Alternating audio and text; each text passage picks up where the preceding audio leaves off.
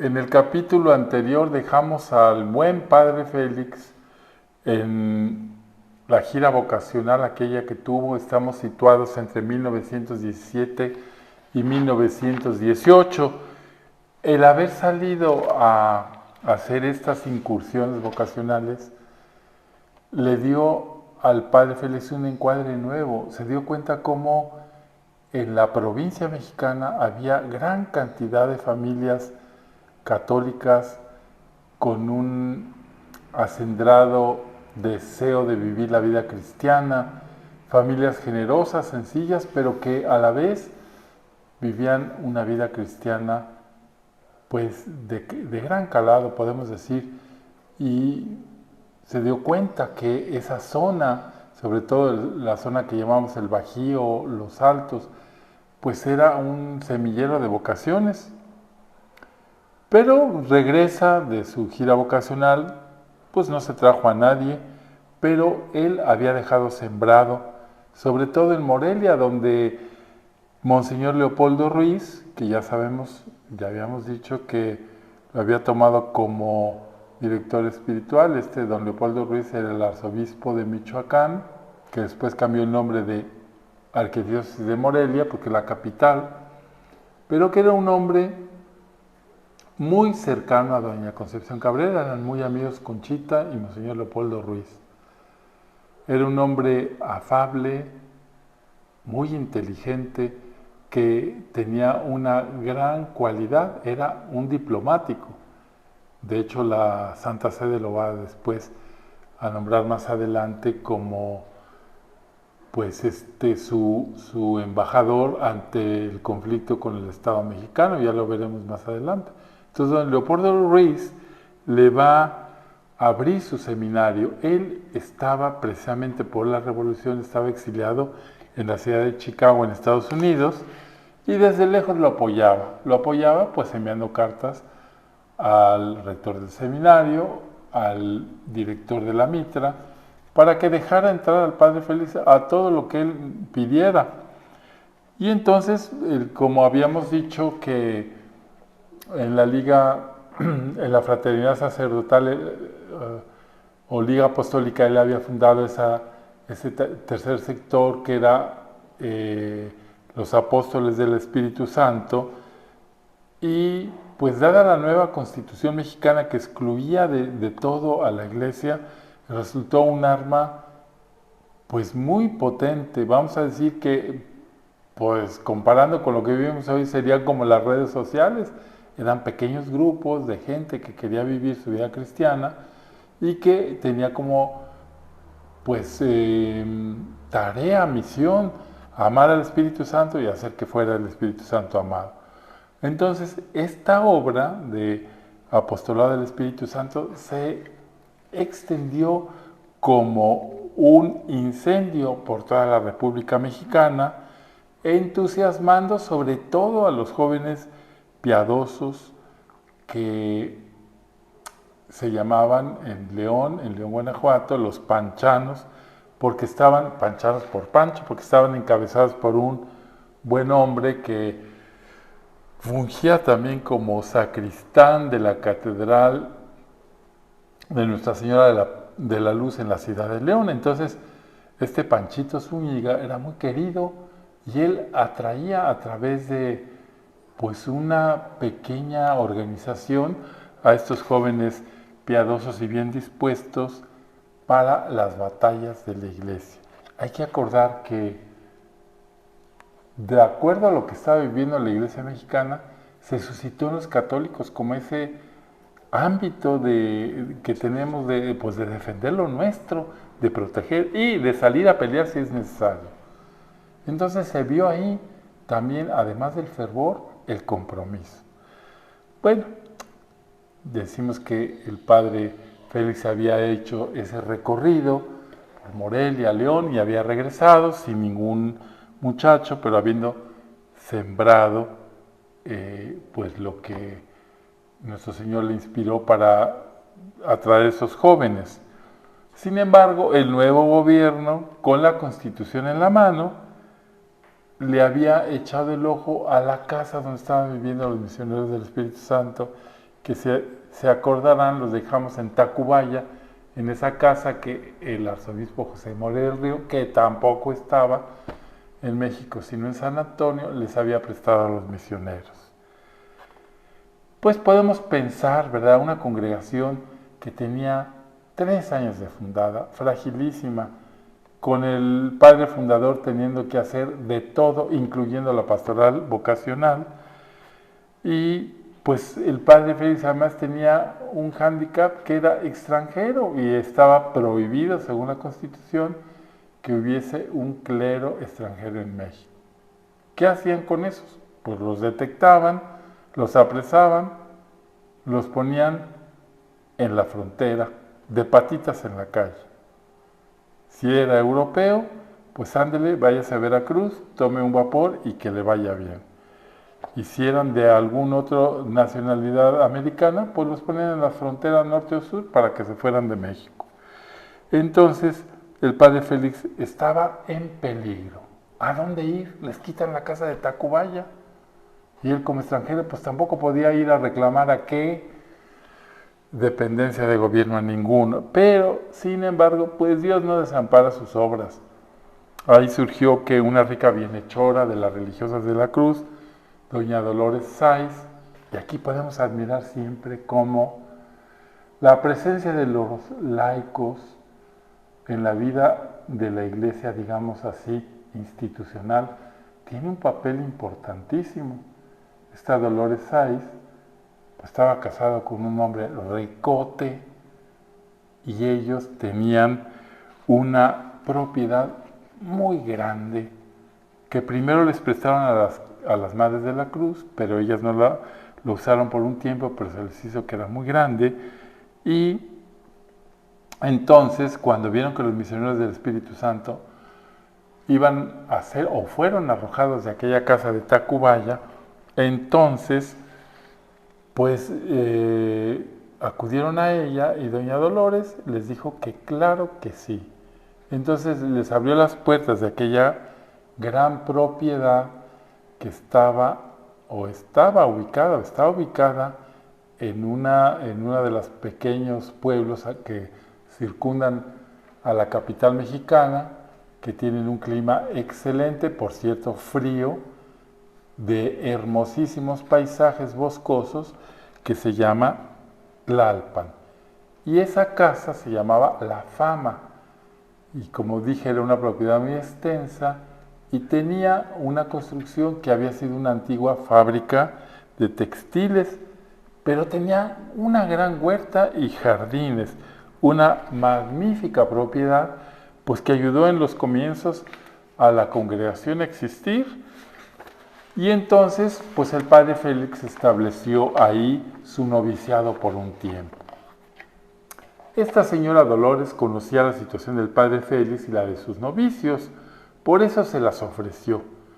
Y ya ubicados ahí el 3 de octubre de 1917, el padre entonces se sintió un poco más tranquilo porque ya había un lugar seguro y empezó a hacer otra vez una gira vocacional en Puebla, en Guadalajara y por último, ya mencioné, en la ciudad de León, porque había sido citado por don Francisco Zúñiga para presentarle a sus chicos, los panchanos. Sus conferencias y ejercicios espirituales que daba, pues eran en orden a dar a conocer a esta nueva congregación y también a encender los corazones sobre la posibilidad para ellos de pertenecer a esta espiritualidad. Bueno, ahí estos jóvenes panchanos, que eran 6, pertenecían a la diócesis de Morelia y 4 que pertenecían a otra diócesis, una en Puebla y 3 en León, y quisieron irse con él. Entonces hubo ahí pues un primer grupito que va a acceder a estas propuestas vocacionales del padre Félix. Monseñor Laurel, que era el vicario general, y Monseñor Luis María Martínez, que en ese momento era el vicerrector del seminario de Morelia, todavía no era obispo, este va a ser después un hombre importantísimo en la espiritualidad de la cruz, era el vicerrector, pues casi no lo podían creer. ¿Cómo en medio de este trifulcón que es la Revolución Mexicana llega un padrecito extranjero, les predica sobre una cosa incierta y acceden 6 vocaciones en las circunstancias por las que atravesaba el país? Pues realmente eran demasiadas como para entregárselas a esta naciente congregación, que además estaba en la Ciudad de México. No era que dijeran, bueno, nos vamos a quedar aquí en Morelia. Entonces, pues así un poquito alarmados, le hacen saber esto al arzobispo don Leopoldo Ruiz, que como les dije se encontraba en San Antonio, Texas. Pero el arzobispo conocía perfectamente a doña Concha Cabrera, sabía por qué él mismo había ido a Roma a pedir con Monseñor Valverde y Monseñor Ramón Ibarra la fundación de los religiosos de la cruz que había cristalizado en los misioneros del Espíritu Santo, pues sabía de qué se trataba. Entonces, pues él apoyó ampliamente a esta congregación. Por eso nosotros también siempre decimos, bueno, la congregación de los misioneros del Espíritu Santo tiene un grupo fundador, porque ellos también entregaron su interés, su deseo y sus seminaristas. Es como decir todo. Entonces, así le escribió al rector del seminario, Monseñor Leopoldo Ruiz. Así le escribió el arzobispo. Le dice a Monseñor, dice, tienen toda mi aprobación y bendición los sacerdotes que quieran entrar con los misioneros del Espíritu Santo. Si hay sacerdotes también, ándenle. Con gusto quiero darle a Dios lo que Él me pida por medio de las vocaciones que Él mismo despierte entre mi clero. Seguro que Él me dará a quien venga a reemplazar. Pues aquí hay 2 cosas, ¿verdad? Una gran fe, es decir, las vocaciones no son mías, ni son para mi iglesia solamente, son de la iglesia. Y segundo, un gran aprecio por el nuevo instituto y por los fundadores, el padre Félix, Concepción Cabrera. Entonces, bueno, pues esa era la disposición del arzobispo, pero después de aquella gira que vuelve a hacer a Morelia, de nuevo el padre vuelve solo. Es que no era tan fácil, ¿verdad? Pero con el compromiso de que los aspirantes, los que habían sido tocados, comenzarían a llegar a la nueva Casa de la Fama a partir del mes de diciembre. Acuérdense que estábamos en octubre. Entonces, el padre Félix, que está todavía ligado a su congregación y nunca dejó de ser un obedientísimo y fiel hijo de aquellos que pues no siempre lo trataron tan bien, le escribe al padre Rafán, que era su superior general, en el 3er aniversario de la fundación de la obra, está hablando de los misioneros, va a tomar vuelo de manera definitiva con 15 novicios que llegarán. Tengo en Tlalpan 18 celdas preparadas. Del 15 al 25, Monseñor Valverde, obispo de León, predicará ejercicios durante 10 días. Y continuaremos mientras se pueda. Bueno, ¿por qué dice mientras se pueda? Porque el gobierno mexicano, pues tenía un montón de restricciones y tenía una mirada pues agresiva hacia la iglesia. Según la ley, para ejercer en México el ministerio de cualquier culto, se necesitaba ser mexicano, ya lo había dicho, por nacimiento, y se había decidido expulsar a cualquier extranjero. El padre Félix, pues, no ignora este decreto, pero él decide circular libremente por todos lados. Y entonces, pues él confía, dice, en la providencia. A ver, si aquí me trajo, que me cuide. Pero sus novicios, que conocen cómo se las gasta su bienaventurado padre, pues se asustan, quieren salvarlo.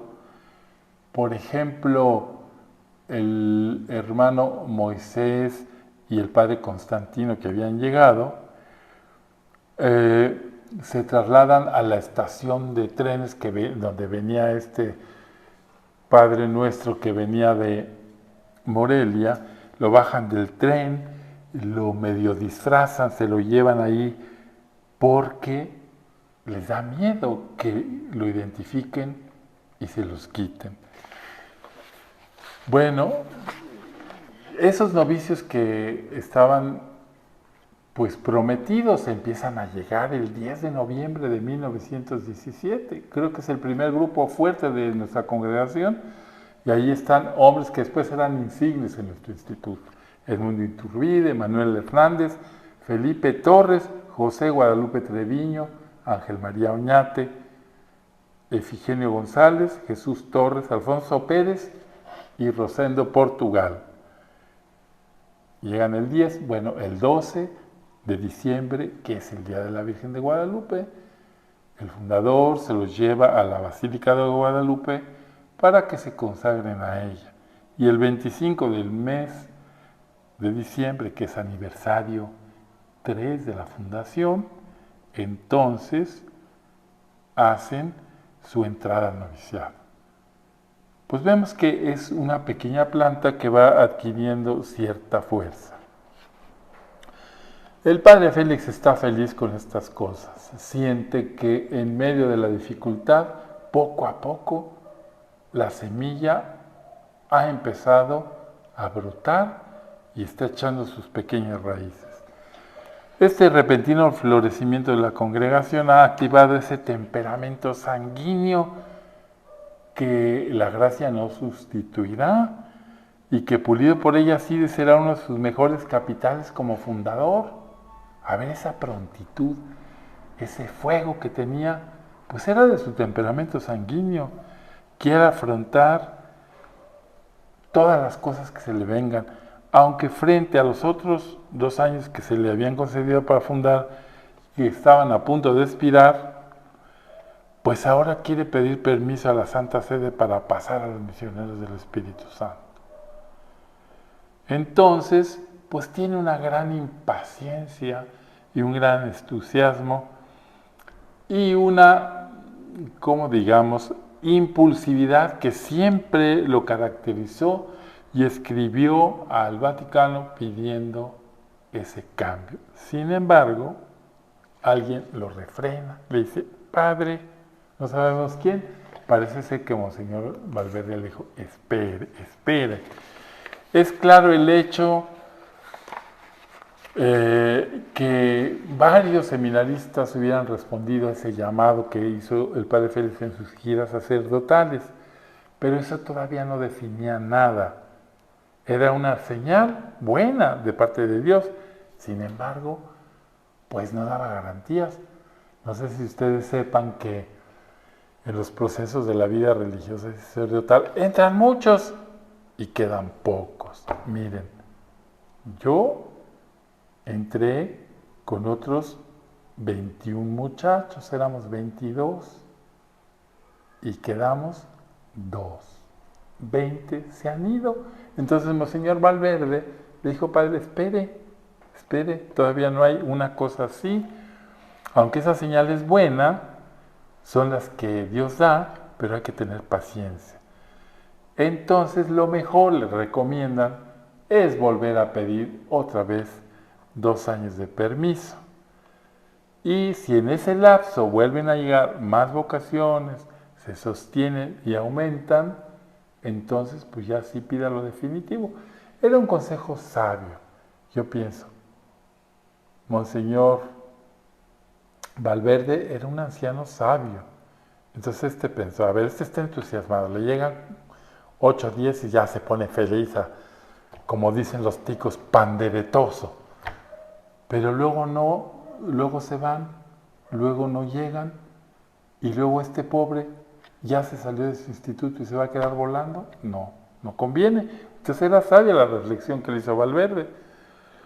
Por ahora había que aguardar y convencer de nuevo al padre Rafán que diera un plazo de 2 años, porque pues eso que había tenido era muy poco. Este permiso expiraba en julio de 1918, entonces había que refrendarlo. Bueno, entonces se hace en estos términos, ¿verdad? La congregación va creciendo, el padre Félix trae un incendio en su corazón, Conchita también, y pues entonces habría que hacer algo. También esto es digamos que movimiento interno que pues se iba conociendo poco a poco en la sociedad. Entonces estas cosas las va a oír don Carlos Hagenbeck y su esposa doña Paz Pliego, que eran devotísimos, esta pareja del Espíritu Santo, y habían dedicado parte de su fortuna a construir un templo hermoso allí en la colonia de Tacubay, que es uno de los barrios históricos de la Ciudad de México. Y entonces este matrimonio oyeron de que el padre Félix y que los misioneros y que doña Concha Cabrera, no sé qué, que oirían. Entonces se van terminando aquella obra grande, ustedes pueden ir a visitar porque el templo existe, y van y le dicen al padre Félix que ese templo lo ponen a su servicio. Y el padre Félix ve esto una señal, caray, no tenemos ningún lugar de misión, digamos, de tarea apostólica, y el primero que nos llega es regalado un templo dedicado al Espíritu Santo. Entonces le parece bien recibirlo y lo recibe de manos del que entonces era el vicario general de la Arquidiócesis de México, don Antonio Paredes, que era un eclesiástico bastante famoso por muchas causas, no voy a tener aquí. Entonces, el primer templo para el servicio que tienen los misioneros del Espíritu Santo es el templo del Espíritu Santo en Tacubaya, que se entrega el 3 de julio de 1918. Pues el padre Félix, como es, ve en ello un signo del cielo, una caricia de Dios. Precisamente a cargo del Espíritu Santo, nuestra congregación toma ese lugar. Entonces, acordar que el noviciado estaba en la fama, el padre Félix era todo vehemencia y prontitud, a veces las cosas tan arrebatadas no le salían tan bien. Entonces, para poder optimizar los recursos que tenía, se le ocurrió agarrar a todo el noviciado, junto con los padres que estaban ahí, Constantino Espinosa y el padre Domingo Martínez, y llevárselos al anexo del templo de Tacubaya que le acababan de encargar. Es decir, era tan pobre la congregación que no podía tener dos lugares. Bueno, si en la fama todo era huerta y jardines preciosos, ahora los iba a refundir a una casa oscura y estrecha. Pues yo les digo desde acá, no fue una buena idea. Lo hizo ¿por qué? Pues porque no quería separar a los sacerdotes que tenía, que eran bastante pocos, de los novicios para atenderlos en las necesidades espirituales.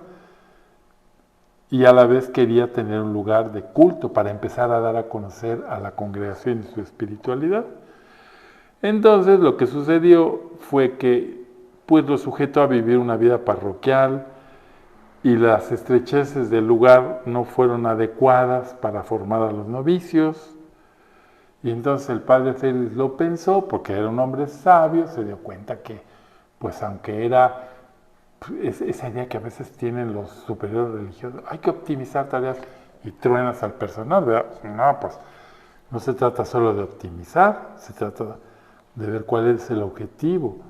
Entonces, lo que decide es que el padre Félix, él se regresa con los muchachos a la Casa de la Fama para seguirlos formando y deja en el templo del Espíritu Santo a Constantino Espinosa y a Domingo Martínez y a 3 postulantes que iban para hermanos coadjutores. Entonces ya cada quien libradita la cosa. Lo único es que al padre Félix le cae todo el peso de la formación, ¿verdad? Eso pues está también. Y el anexo del templo, pues la decisión se explica simplemente porque el padre Félix tenía que hacer todo y pensó que estando juntos era más fácil vigilar todo, ¿eh?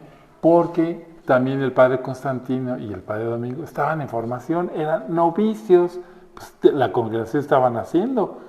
Entonces él dijo, concentro todo y gano. Pues no.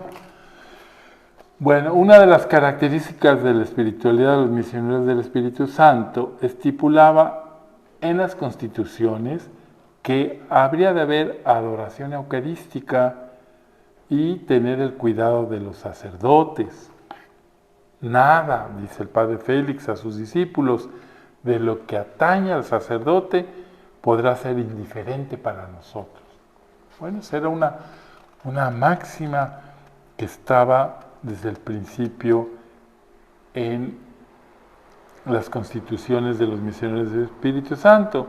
Por eso cuando los novicios vuelven a Tlalpan, el padre Félix transforma el anexo en casa sacerdotal, aquel anexo que habían dejado pues, y acoge ahí ancianos, enfermos o en busca de dirección y discernimiento espiritual. Bueno, porque esta tarea de tener una casa sacerdotal era una insistencia que doña Concha Cabrera le decía al padre Félix, pobre padre Félix con tantas cosas, y la señora diciéndole, padre, Jesús quiere que usted atienda a los sacerdotes. Bueno, pues ahí en el anexo, que ha de haber sido un cuchitril, yo lo conocí, pero ya no me acuerdo, desde luego no era algo pues así como espacioso y hermoso, pero el padre Félix hace ese esfuerzo. También hay aquí una cosa importante en la vida del padre Félix.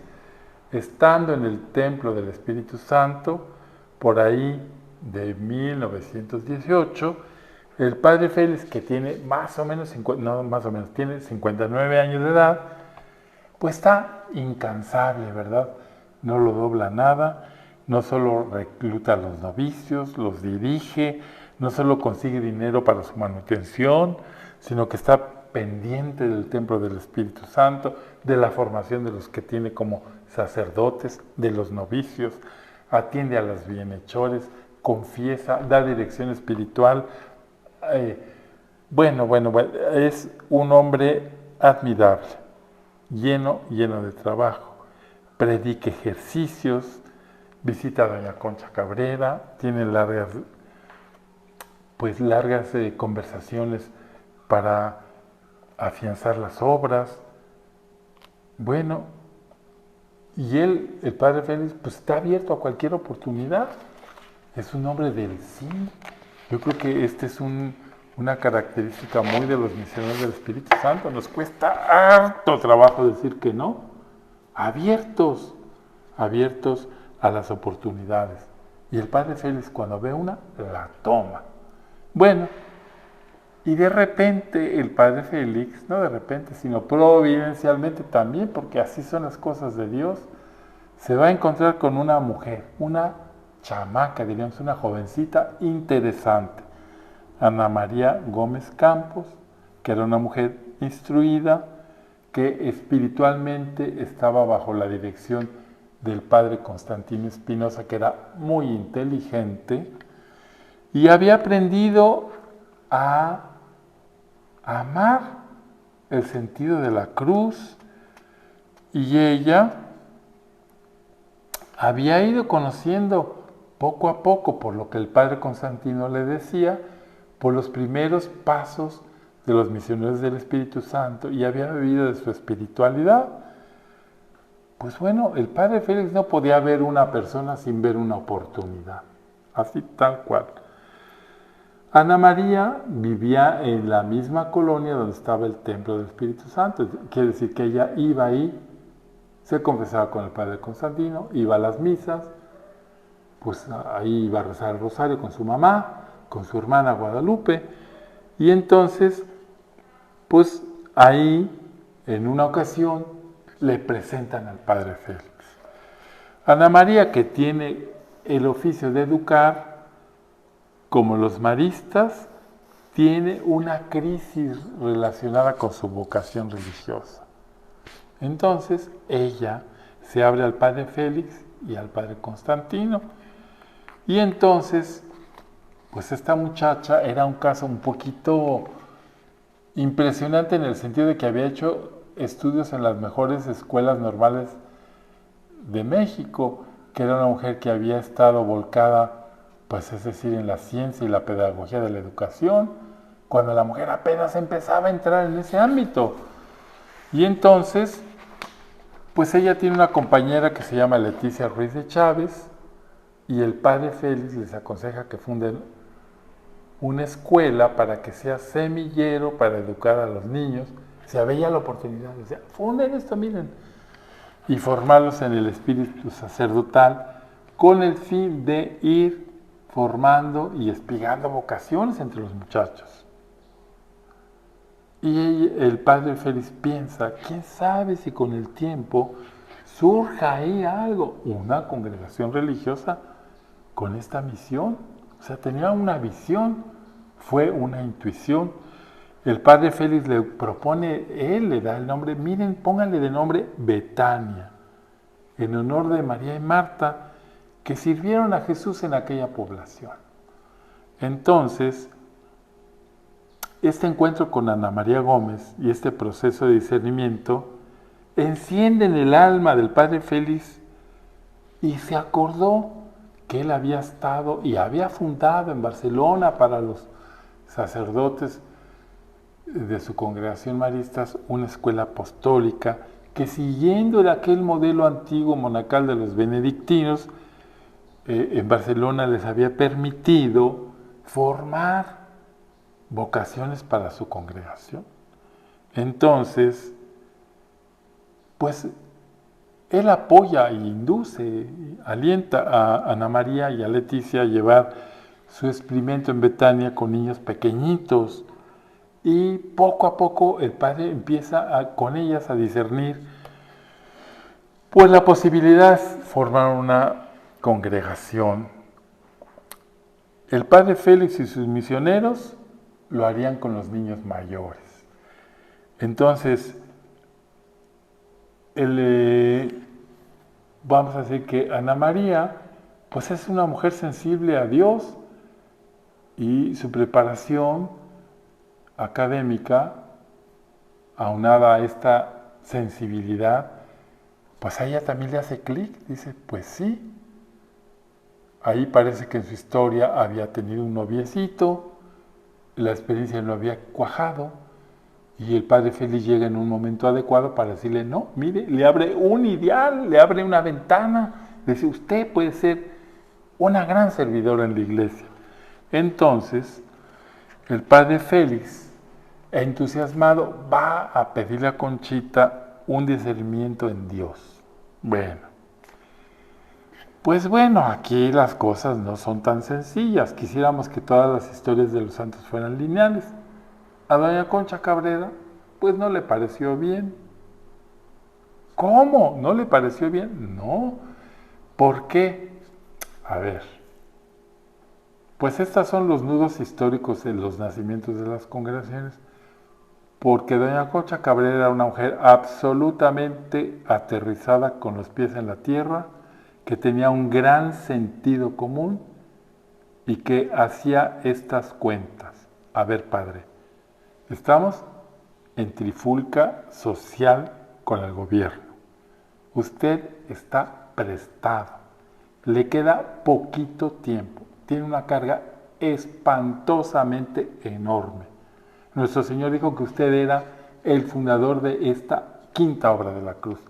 Y usted me viene a decir que qué me parece a mí que se haga una congregación religiosa de monjas.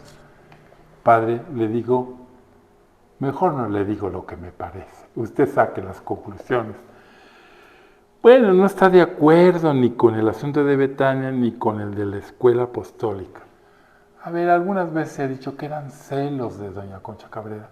No eran celos, era sentido común, simplemente. Y yo, pues bueno, veo el problema y digo, pues ella tenía razón en eso. Bueno, se lo dice, Y pues como si el padre Félix tuviera un fuego que le permitiera bilocarse por todas partes a pesar de su edad. Y el Señor le dice a Conchita, que eso es lo que transmite ella, ¿verdad? No se le ha dado a esto la importancia que se merece. Está hablando de la fundación de los misioneros. Dile al padre Félix que estudie y siga mi voluntad en las indicaciones que le hago. Conchita le dice, ¿quiere, Señor, que se funde la escuela apostólica? Y le responde, sí, pero en tanto que no se desatienda una tilde el noviciado. A veces están las almas necesitadas y no tienen al maestro a quien recurrir. Eso le dice Jesús. Ante todo, hija, espero de ellos mucha gloria. Señor, pero si el padre Félix se hace pedazos, no descansa. Cierto, pero debe ordenar sus ocupaciones dando siempre el primer lugar al noviciado. Fin de la cita. Entonces, pues doña Concha Cabrera tenía esta información de lo alto y entonces, pues no podía pensar de otro modo. El padre Félix era libre y finalmente hizo lo que creyó que tenía que hacer. Entonces, pues en su libertad, pues él pensaba que el noviciado no estaba descuidado, pensaba que las vocaciones iban en aumento, y entonces, a pesar de que doña Concha Cabrera le dijo esto y no estaba de acuerdo, él puso manos a la obra. Bueno, los tiempos, según él, le dan propicios, el conflicto entre la Iglesia y el Estado parecía que se estaba como al menos estancando, no había aumentado, y entonces el padre Félix, pues siempre lo hizo, pero ahora más, se movió con mayor soltura. Entonces, quiso fundar la Escuela Apostólica el 8 de diciembre, Día de la Inmaculada Concepción, y aniversario del cumpleaños y santo de doña Concha Cabrera. Para él había que darse prisa, consiguió los apoyos de Conchita y corona el triunfo y da su anuncio a esta fundación, Conchita, regalándolos para presidir la nueva escuela una escultura de la Inmaculada Concepción de Brígido Ibarra que tenía en su casa. Esta es toda una historia preciosa, pero bueno, no la voy a contar aquí. Ustedes tienen que ir profundizando cosas. Lo que está de relieve es que decir, a ver, Conchita estuvo muy de acuerdo en que fundara la escuela apostólica, porque era parte del plan para el crecimiento de las misiones del Espíritu Santo. En relación a las congregaciones religiosas hermanas, pues ahí tuvo su opinión, pero yo nunca he consentido que digan que fueron celos, no, yo ya lo expliqué muy bien, fue sentido común, simplemente, y coherencia con lo que ella recibió. Bueno, como si todo esto no faltara, el padre Félix había fundado otra obra desde 1916 que se llamaba Obra de Oración y Caridad en favor de los sacerdotes. Y a finales de 1919, la mesa directiva, conociendo la vocación sacerdotal de los misioneros del Espíritu Santo, dije que la fundó el padre Félix, no, era una fundación que había, que el padre Félix conoció y le gustó, porque pues, tenía una finalidad en favor de los sacerdotes. Y entonces cuando la mesa directiva está buscando a ver quién la dirija, pensaron en el padre Félix, y él ni siquiera lo pensó, tomó la obra en sus manos, con todo lo que tenía, de verdad, era una imposibilidad de decir a las cosas que no, y comenzó a reorganizarla en función de la espiritualidad sacerdotal que él había recibido de la espiritualidad de la cruz a través de Conchita. Bueno, hasta aquí dejamos este segmento. Admirados de la capacidad de trabajo del padre Félix, sorprendidos de que nada le costara trabajo y agradecidos también porque con esto nos enseñó que el que es fiel a Dios pues puede con mucho. Qué bien lo dice San Pablo. Todo lo puedo en aquel que me conforta.